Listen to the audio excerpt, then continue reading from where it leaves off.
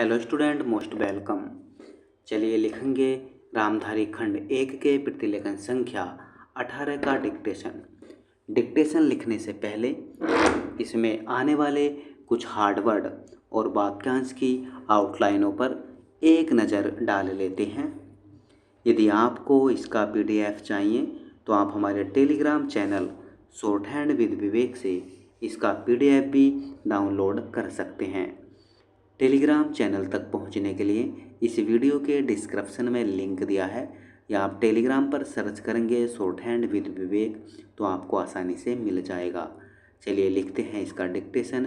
Dictation की speed लगभग 60 से 70 शब्द पर मिनट रहेगी। तो चलिए डिक्टेशन स्टार्ट करते हैं 5 सेकंड बाद।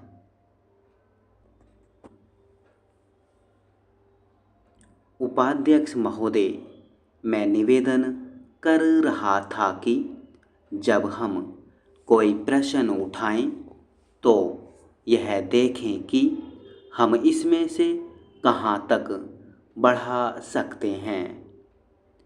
किसी चीज़ का मूल्य क्या हो, महंगी पड़े या सस्ती पड़े, इसको हम विशेष नहीं देखना है। गांधी जी ने कितनी ही बार हम लोगों को यह बात समझाई कि मूल्य किसी चीज़ का रुपए पैसे में क्या है, यह कोई महत्व की बात नहीं है। आप जानते होंगे कि एक वस्तु जो कि हमारे देश में बहुत सस्ती मिलती है, वही वस्तु दूसरे देश में महंगी मिलती है। इतना निवेदन करने के बाद अब मैं श्रम विभाग की जो रिपोर्ट है उसकी एक मद की ओर तुरंत आ जाता हूँ।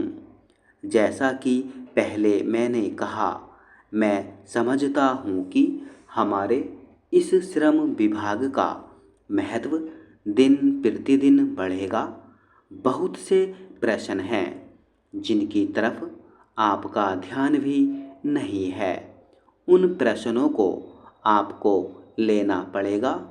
आज आपका श्रम विभाग अधिकतर औद्योगिक श्रमिकों की ओर ध्यान दे रहा है।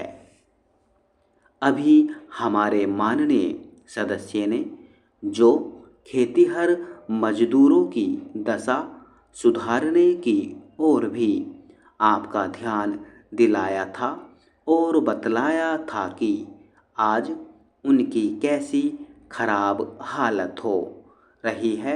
मैं उनसे पूरी तरह सहमत हूँ।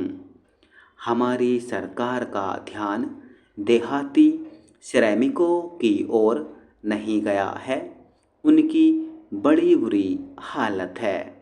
आपने उनकी दशा सुधारने के लिए क्या किया है?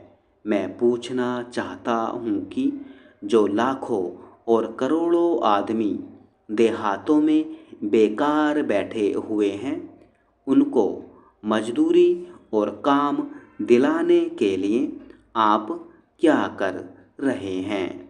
करीब 7 लाख आदमी नौकरियों के लिए प्रार्थी हैं, जैसा कि रिपोर्ट में लिखा है। इनके अतिरिक्त कितने ही लाखों और करोड़ों आदमी देहातों में बेकार बैठे हुए हैं और कितने ही आधी बेकारी की हालत में हैं, और श्रम विभाग उन बेकारों और आधी बेकारी वालों की संख्या पता लगाने में असमर्थ है। उनकी संख्या हमको कहीं नहीं मिलती है। मेरा निवेदन यह है कि हमारे देश में बेकारी बहुत अधिक है। जितना अधिक हम बेकारी को दूर कर सकें, उतना ही अधिक हम अपने देश और समाज को सुखी बनाएंगे।